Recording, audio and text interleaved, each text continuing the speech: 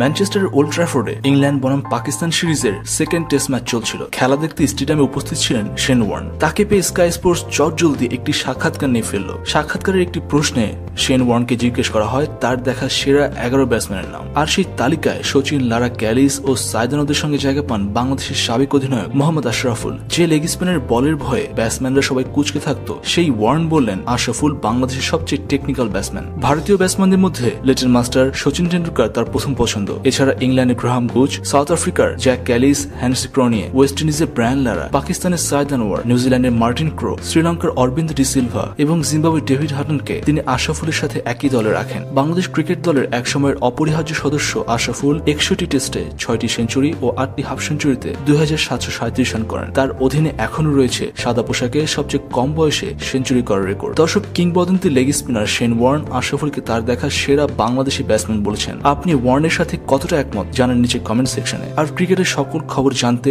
এবং cricket video ও highlights দেখতে subscribe করুন লাইভ বিপিএল কে।